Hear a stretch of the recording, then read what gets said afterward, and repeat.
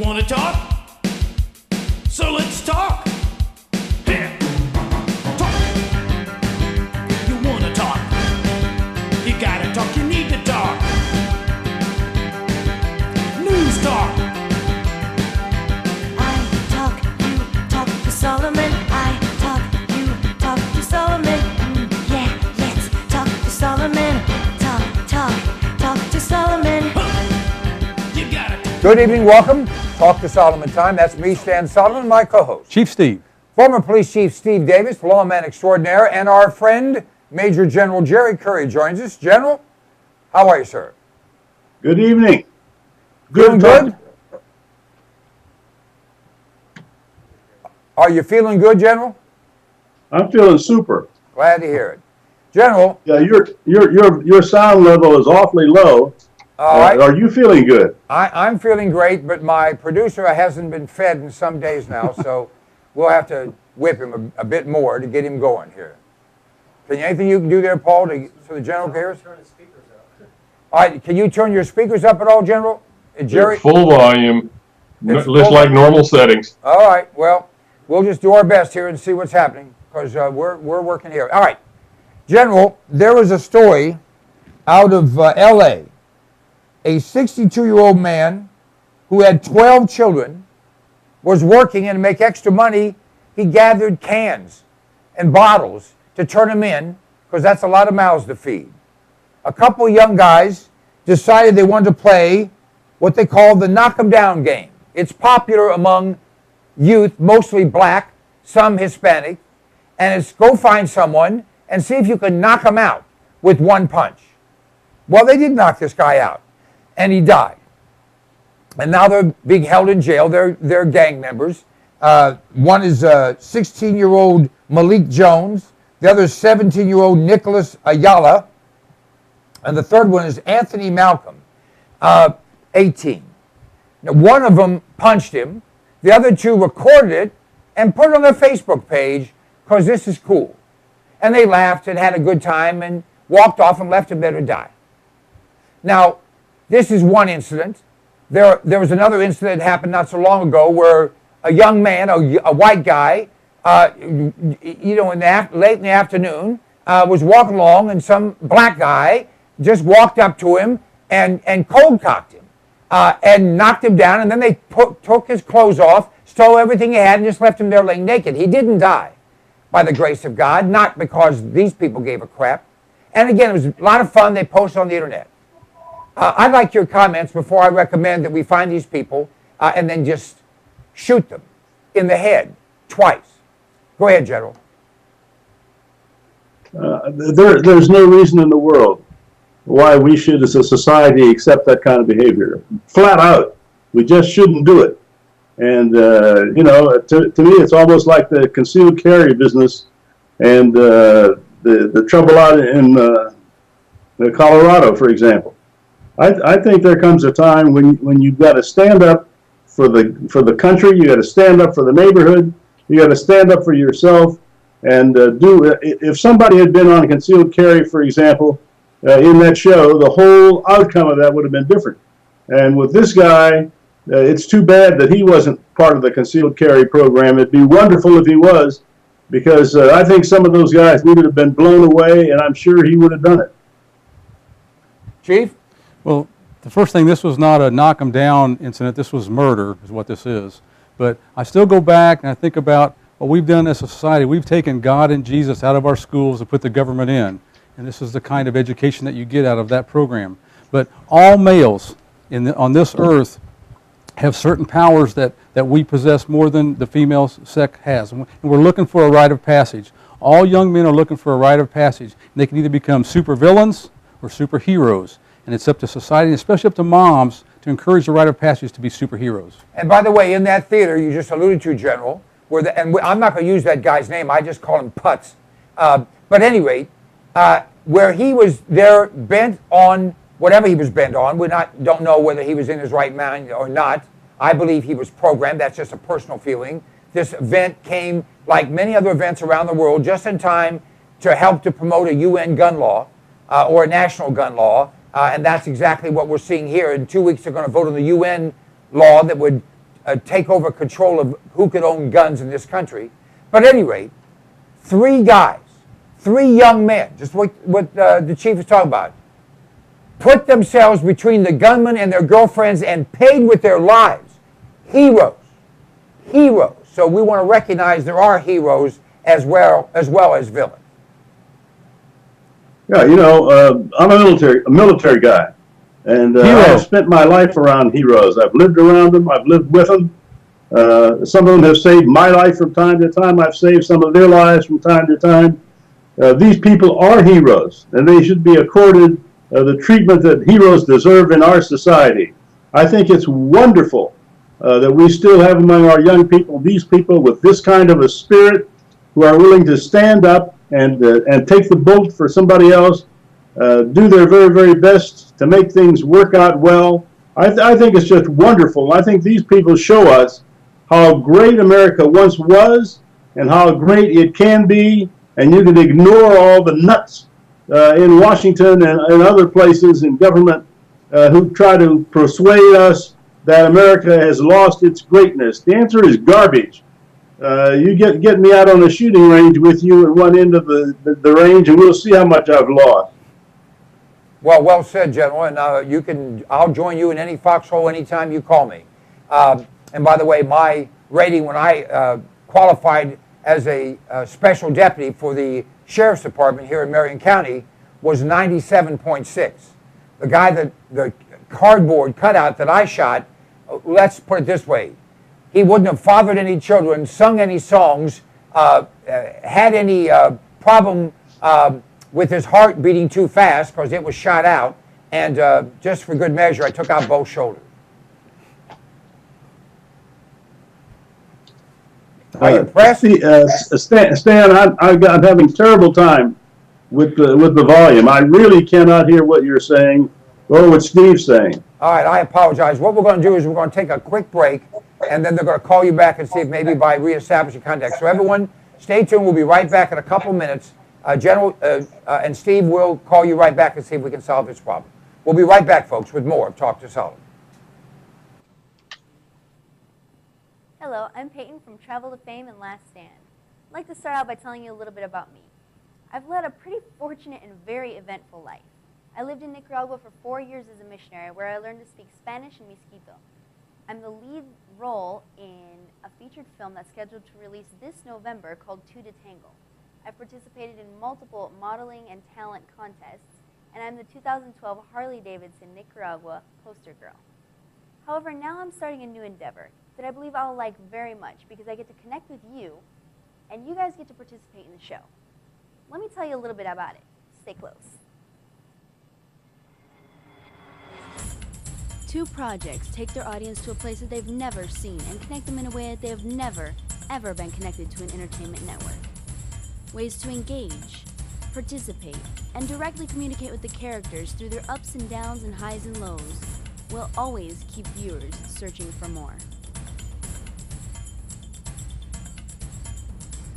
Last Stand, where broken, tough guy teenagers who could end up locked up and the key melted away have this last opportunity to make it right and transform their lives in Nicaragua. Learning how to put others before themselves and have purpose in their lives. How to want purpose in their lives. They will experience this transformation outside of their element in a beautiful yet primitive country that will force them to step up and to take control of their future.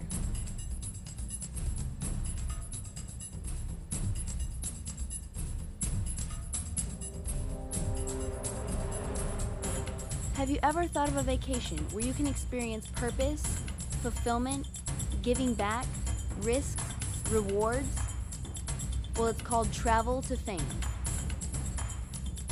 Not only will the people on this show have the vacation of their dreams and experience life-changing events in the process, but the unique part about this vacation is that they will also walk away as a reality TV show star. A sitcom connected to this reality vacation show will follow the life of Peyton Zimmerman, her family, and the many experiences that they go through as missionaries in Nicaragua, where they have lived for over 4 years. Now here's something that I bet you've never done.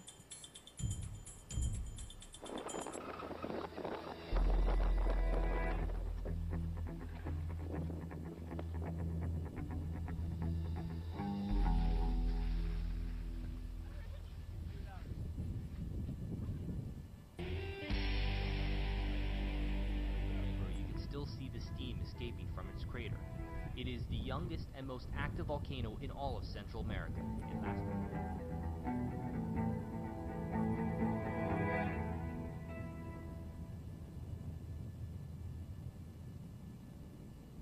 So, we have 2 volunteers.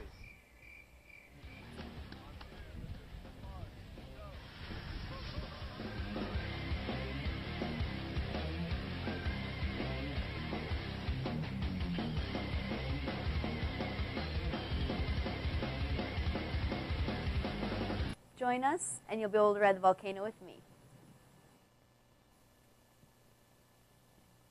You have a computer, if you're alive today, which means you have a hard drive, which means it's going to break down. Mosey, the backup people, for thousands, for Stan, for thousands of people, for tens of thousands of people, is simply common sense. You go to cpnlive.com, click on the icon for Mosey, the backup people, and sign up. It's just a few dollars a month. Let me tell you something. We had a break-in. They stole our whole computer.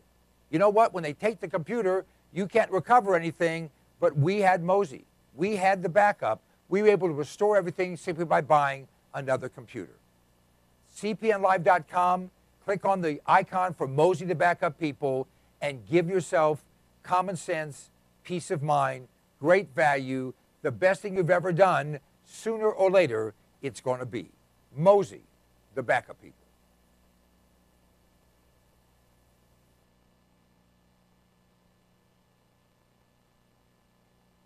Resolved, and we'll have the general back with us in just a moment. I want to start this section talking about a fellow that, well, Chief Steve knows well. He ran for Congress to run against this guy. His name is Andre Carson. This guy has quite a history. Now, do we have the general back? Yes, we do. There's a lot of feedback, echo on the line. Okay. Well, hopefully we'll get that echo out in a sec. Andre Carson is a black Muslim. Andre Carson. And now I'm getting feedback on black Muslim. Andre Carson. All right. And at any rate, Andre Carson is the fellow who said that the N-word was used, the quote-unquote nigger word was used in Washington, D.C. in a Tea Party movement. He was lying.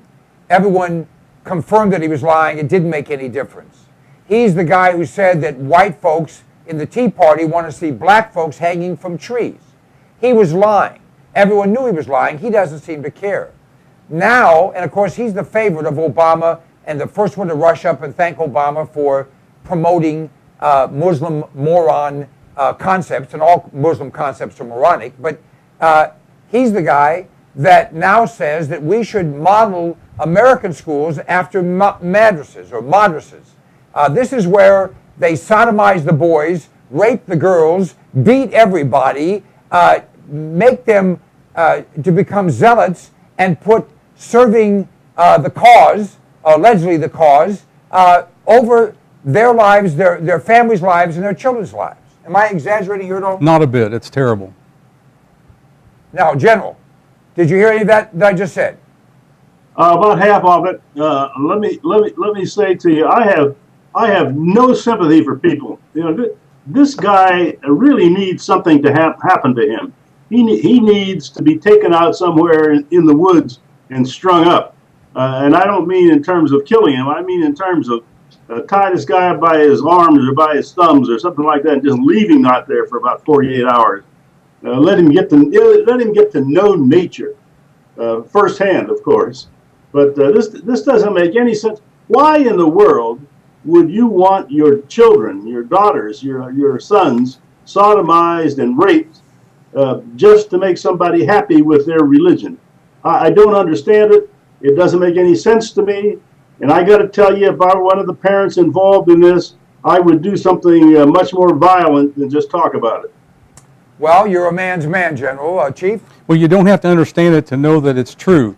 And this is what Muslims do. This is the way that they are, and they follow their religion and their traditions, and that they're going to take over, and there's no compromise, there's no getting along, there's no anything else with them, and they expect us to be tolerant of their religion, but in reality they're going to overpower us and take us over and do this to our children and to our wives.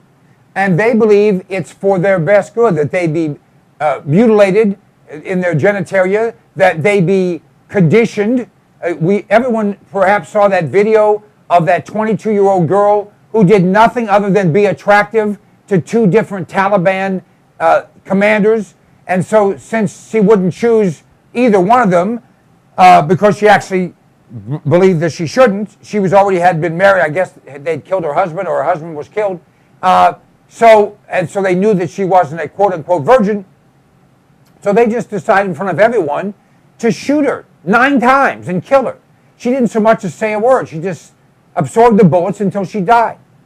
And then all kinds of, oh, well, this is terrible, this is bad. No, the only thing that was bad is that the video got out. Because this is how Muslims, now someone's going to say, Stan, there are over 1 billion Muslims. They're not all bad. Yes, they are. If you believe in that faith, then you are on the wrong track. If you believe in that faith, you believe it's okay to kill yourself by killing infidels. You believe it's okay to lie to people in order to accomplish your objectives. You believe that you have no value, only serving Allah has value. It's wrong. And if the only way you can get to your just reward, that's only for men, women get nothing, is to murder in Allah's name in order to get to your heaven, if you will, then the religion is sick and stupid and disgusting and not worthy of maintaining. That's my personal opinion. I don't recommend anyone go out and hurt anyone, but if you come to my house and mess with me and mine, I'll be on trial, you'll be dead. Chief? Well, kudos to General Curry for not understanding this, because the general is an honest man and a good man. Can't hear you. And that's why he doesn't understand this Muslim faith at all and what they're trying to do. But you said it right, Stan, and this is very dangerous. But again, there's no compromise. There's no getting along with them, because their mission is to lie to us and to take us over. That's the only way they're going to be satisfied. We have to stop them and not get along with them. All right, General, did you hear any of that? I didn't hear a single word, but let me go on record. I agree with Chief. Whatever he says, I'm with him. Well, thank you, General, and it's vice versa. All right. Now the other Muslim moron, another black Muslim, or Muslim who's black, I'm not sure which it is, who's in Congress. Ellison is his name, from Michigan. He now wants Michelle Bachmann to apologize for asking that there at least be an investigation, because Hillary Clinton's aide, senior aide, has a mother, a father, and a brother who are members of the Muslim Brotherhood. Did you hear that, General? Yes, I did. Your thoughts? I like Bachmann. She seems to have more internal test of fortitude than most men do. I don't understand what's wrong with the Republican Party. It seems to me she shouldn't be out there fighting that fight alone. We ought to have some men out there running interference for her. And I would sure feel a lot better if the Republican Party would step up to the plate and insist that the right things happen at the right time. And if some of these people insist on doing some of this crazy stuff that comes up, then I think, or, pardon me, I got myself excited here. Then I think that they need to go and do whatever is right, and they sure shouldn't be in Congress. And of course, John Boehner, the Republican speaker, immediately attacked Bachmann, and it's outrageous to me. I say Muslims need to apologize to the world for the millions and tens of millions and hundreds of millions of people that they have killed. Muslims need to apologize to the world for the rape and sodomy of Muslim children and other children. Muslims need to apologize to the world for allowing one vote one time and then you're a slave forever. Muslims need to apologize for having made the human condition worse any place, every place, and all places where they exist. That's my opinion. That sounds pretty reasonable to me. Yes. I don't have a problem with any of that. All right. Let's talk about the Marine Corps. The Marine Corps, probably the finest fighting unit in the history of the world, the United States Marine Corps, is now creating, or has created, law enforcement battalions. Tell us about it, General. I don't understand what's going on. This is a crazy business. You know, well, you may not know. You're a little younger than I am, but many years ago, when Bill Clinton came in as president, one of the first things he said was, we really want to have homosexuality accepted as a normal part of life in the military. And he said, so the don't ask, don't tell policy, he said, we're going to have to bring that in, put it into daily operations in the United States military. And so all the generals and admirals bowed over and said, yes, sir, we'll kiss your foot, whatever it is. And there was a guy by the name of Krulak. He was the commandant of the Marine Corps. He was 4-star. And he went on record immediately, and he said, you may do that, General, Mr. President, but you will do it without me. It's wrong. It's not what should happen. It's not what we should be doing in the military, and I will fight this tooth and nail until you throw me out of the military. And guess what happened? The President Clinton said, well, on second thought, maybe we won't do that. And he backed off. Now, we need some of these second thoughters right now that would step up for Bachmann and for doing what's right in America to the American people, to the American children. I don't understand why we don't stand up and fight them. Well, some of us are, General. You are, I am, the chief is, and I don't think we're alone.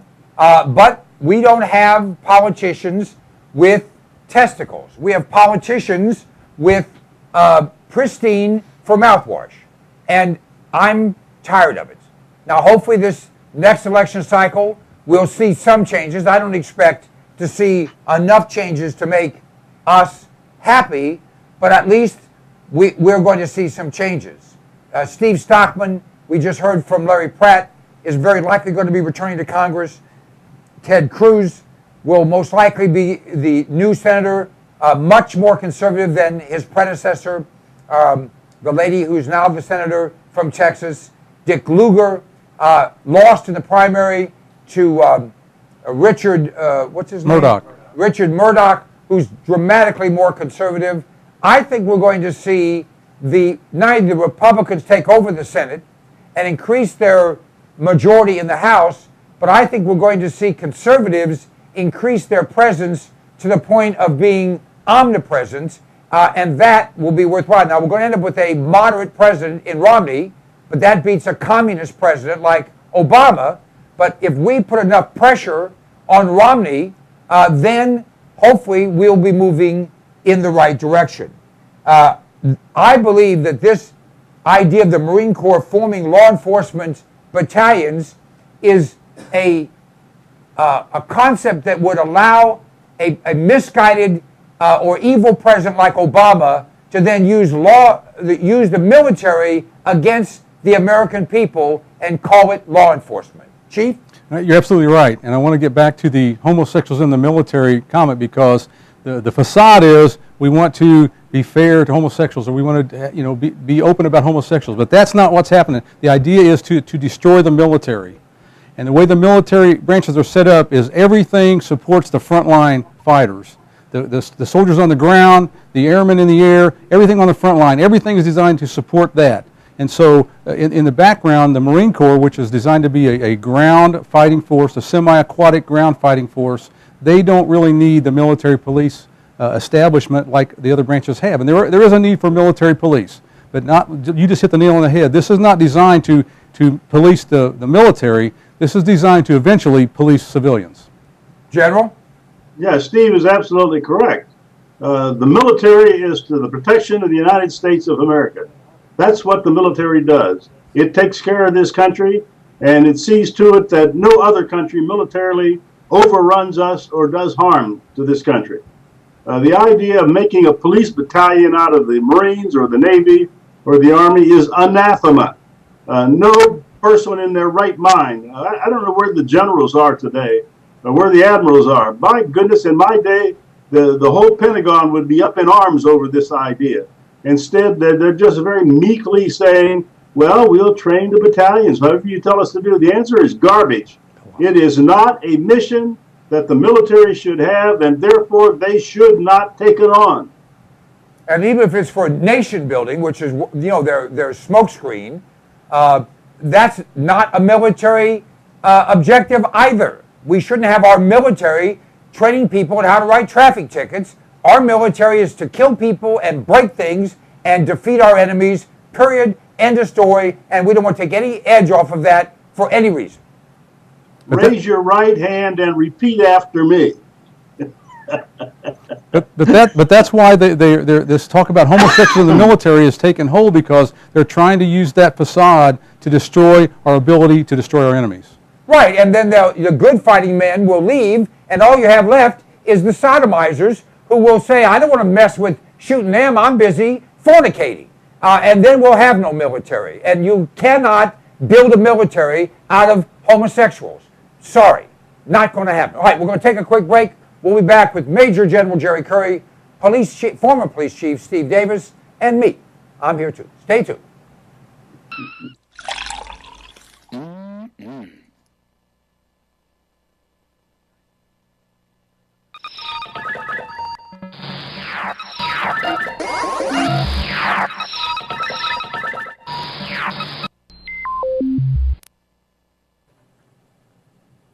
I like to eat. Do you like to eat? We all do. And usually we run to the grocery store, we run to the convenience store, or we have something in the fridge. But power's been out in parts of this country in the last few weeks. We don't know what's going to come down the pike economically. Smart people are putting in food. Alpine Air Gourmet Reserves is a line of foods that you can put away that will last for a very long time. You know, they say eat what you store and store what you eat. This is great tasting stuff, healthy for you, a full line. You go to our website, cpnlive.com, and click on the button for Alpine Air Gourmet Reserves and see all the different things we have. This is good tasting food. It's reasonably priced. It will last. And it's worth its weight in gold if a problem arises. I know you don't think there's going to be anything that goes wrong. Actually, you do. This is smart. This is smart insurance. This is smart preparation. This is smart thinking. You have kids, you have a spouse, you have parents, you have dependents, you have an appetite. All those things can be addressed by a frugal but smart investment in Alpine Air Gourmet Reserves. Try them out. You will be tickled to death with the taste of them. You know what? In many cases, people start to eat this and they think, heck, this tastes better and costs less than what you're going to the grocery store to buy. cpnlive.com, check it out. Hey, my name is Stan Solomon, and you know if I have something to say, I'll say it. And I'll only tell you the truth because I'm a Republican, not a Democrat. Democrats always lie. Republicans only lie half the time. I don't lie at all. This is the Fuel Mule. It's an extraordinary product that was developed by a friend of mine, an engineer, and it increases the fuel mileage on your vehicle. If you have a combustion engine, this will increase your mileage by 10 to 20%. It bolts around your fuel line. You can install it yourself or have your mechanic do it. It is an extraordinary item, and it flat works. I've been using it for more than 10 years. It's increased my mileage on every vehicle I put it on, and by the way, it will last forever. You can get rid of your vehicle, just take it off and put it on the next one. Go to cpnlive.com. You'll have more information there. You can order it right there. We absolutely guarantee you'll be satisfied. The Fuel Mule. It's a way to kick down your cost of fuel and kick up your mileage. Don't you love the name? I thought of it. The Fuel Mule.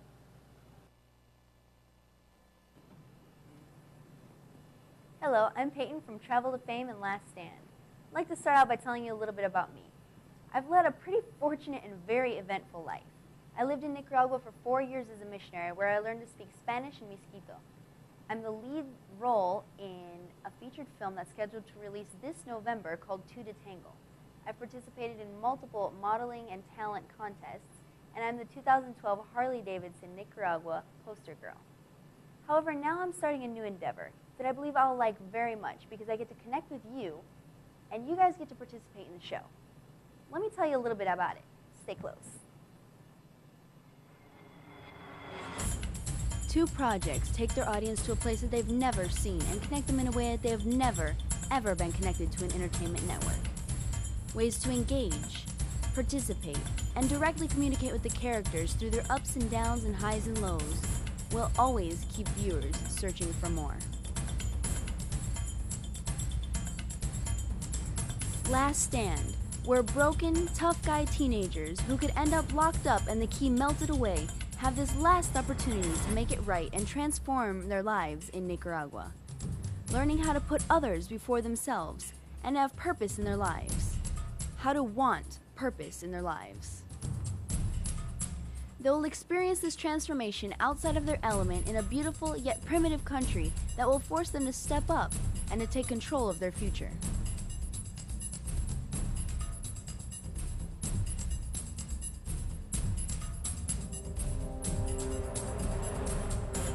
Have you ever thought of a vacation where you can experience purpose, fulfillment, giving back, risks, rewards? Well, it's called Travel to Fame. Not only will the people on this show have the vacation of their dreams and experience life-changing events in the process, but the unique part about this vacation is that they will also walk away as a reality TV show star. A sitcom connected to this reality vacation show will follow the life of Peyton Zimmerman, her family, and the many experiences that they go through as missionaries in Nicaragua, where they have lived for over 4 years. Now here's something that I bet you've never done.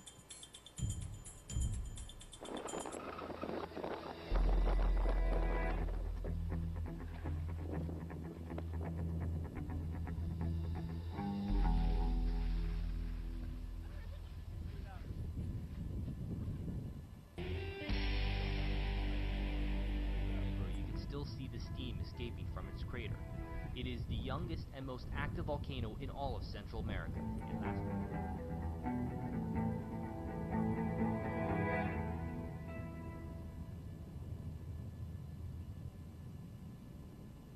So, we have 2 volunteers.